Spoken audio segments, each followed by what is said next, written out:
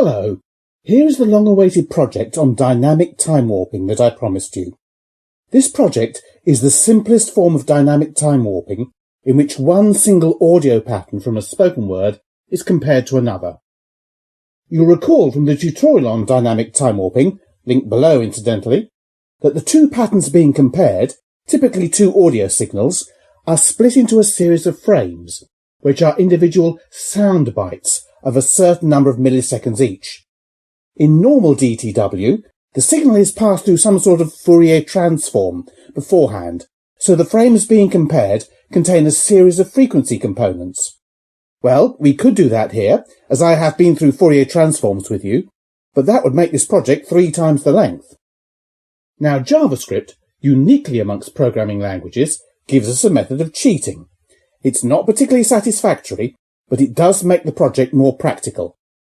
Instead of comparing frequency spectra, we can compare the actual audio waveforms, compressed into image format, as you can see on the lower half of the screen. Thanks to HTML version 5, we can display a picture on the screen and then read that picture into the program pixel by pixel. The way I do this is to display the image on the screen in some program, I use WavePad, and then grab the screen by pressing the FN key together with the End key. This puts the entire screen into the clipboard from where it can be pasted into Paint. When it's in Paint, I can get rid of all the surrounding nonsense, leaving just the part of the screen that I want. That's why when you run the program, this is what you see. There are 2 text fields for you to specify the audio signals to be compared, but you will need to specify them as images in any format, PNG, GIF or JPEG. Beneath each of those text fields is the symbol for a broken image. These are where the images you specify will appear, but since you haven't specified them yet, the images can't be found. Then there is a button that you click to perform the dynamic time warping, and below that a text field in which the results of the comparison will be posted. This will be in the form of a figure, and the lower that figure is, the closer the 2 patterns match. Here is the HTML code for those text fields and images. Everything to do with the first image has the subscript 0. Everything to do with the second image has the subscript 1. So the text fields are named Pat0 and Pat1, and the pictures named Pic0 and Pic1. You can see why the pictures produce the broken image symbol, as their source properties are set to blank strings. Those will be filled in later. As far as I can remember, never have any of my projects had so few global variables, and they are all arrays except one. Frame size is the number of elements in each frame of the images, and I've arbitrarily set it to 100. This will also correspond to the heights of the images on the screen, as each frame is a column of pixels extracted vertically down them, with frame 0 on the far left and the number of frames corresponding to the width of the image. Of course, each image can have a different number of frames, as the whole point of dynamic time warping is that it compares signals of different time lengths. The number of frames in each image will be stored in array NF, which will have 2 values. NF0 will contain the number of frames in the first image, NF1 the number of frames in the second, following the same convention as before. The array internal will also have 2 values, but each of these will be a canvas element that will hold the images internally. The array grid will contain the individual frame values for the 2 images. This will be a 3-dimensional array, the first index being 0 or 1 for the 2 patterns, the second being the frame number along that pattern, and the third being the values of that particular frame. We need to store these values as each frame of the first pattern will be compared to each frame of the second, the results of those comparisons being stored in array D. When the frame comparisons are first performed, they are stored in this 2-dimensional array.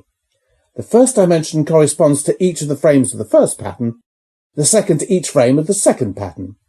Then, as the final score is calculated, those simple frame comparisons are replaced by compound values, with each value being augmented by the best path total up to that point.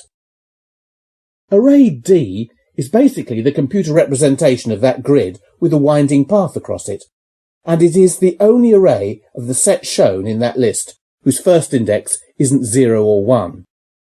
When you click on that button, it calls a function called DTW, and the first thing that does is load in each image. Here is the first part of the function loadImage. The first line reads the image names to be loaded from the text fields. Don't forget to include the file name extensions and any paths to find those images. Then the source property for the appropriate image, that parameter which is 0 or 1, is set, which will cause the image to appear on the screen. The next few lines copy that image into memory and change its height on the screen to the standard frame size. When the images appear, you'll find that they are all just over half an inch high, but maintain their original length. For this reason, when the images are first displayed, they are not altered at all, and you might see them appear at full size for a brief moment. At this point, the width of the image is grabbed and stored in the variable WDTH for later. Then we can alter the dimensions of the image, which, since it is already on the screen, has to be done by fiddling with the style element of the picture variable. The trouble is that if you specify the height of the image to be frame size, then the browser automatically assumes that you want the width of the image altered accordingly to maintain the same aspect ratio, and you get something on the screen the size of a postage stamp. No, we want to crush the height to this standard value while keeping the same width. You might ask, well, why does it matter what size the image appears on the screen? I don't care what it looks like. All I'm interested in is the pixel values. Well, the trouble is that if the image isn't displayed with the correct width, those pixel values will be mangled as well. We have to ensure that whatever appears on the screen is the correct height and width before we can read the pixels into memory. The turning of the image into stored pixel values is done in the other half of the function loadImage. This is where the correct index, 0 or 1, of array grid is set up. The program goes through each frame of the image, effectively each column from left to right, and turns the corresponding value in the grid array into an array in itself, which will hold the 100 frame values. Then the code travels down that column, extracting each pixel in turn, using that rather complicated call to the getImageData function built into the picture object. Essentially, I'm only interested in whether that pixel is black, meaning it is part of the signal itself, or white, meaning it's part of the background. But in my case, it's not that simple. My version of WavePad doesn't display the signal on a plain white background. If you rewind the video and look at those waveforms carefully, you'll see that the background to each is actually a gradient from a very faint grey at the bottom to white at the top. What I want is a value of 1 for a pixel in the signal and a value of 0 for the background. To get this, I just look at the red component of the extracted pixel. If the pixel is white, or faint grey, that red value will be high, close to 255. If it's black, the red value will be 0, or very low at least. I compare it to the arbitrary value of 100, turning any value higher into 0, any value lower into 1. Of course, since the only colours in the image are black, white or grey, I could have used the green or blue components instead, but red will do. Clicking on the button on screen runs the function DTW, and you can see the two instructions to load in the images. The next thing that it does is to form simple frame comparisons between each frame of the first pattern and each frame of the second, to be stored in array D. This is carried out using a nested loop, and for each value in D, the first thing to be done is to turn that element of D into an array in itself. The for loop counters are F0 for the first pattern and F1 for the second, and the direct frame comparison is carried out using function FrameDiff, which takes these two as parameters. We'll see that function in a minute. Having calculated the basic frame distances, we have to turn them into path scores through the grid. This is where that winding path that best matches the two frames is constructed. With the exception of the very first score in the two-dimensional grid, the one in position 0, 0, each score is replaced by its own value plus the combined differences of the best path to that point. For pixels on the left-hand edge of the grid, that's where F0 has the value 0 but F1 doesn't, the combined score is the current score plus the total score up the left side of the array. For pixels along the bottom edge of the grid, where F1 has the value 0 but F0 doesn't, the combined score is the current score plus the total score along the bottom edge of the array so far.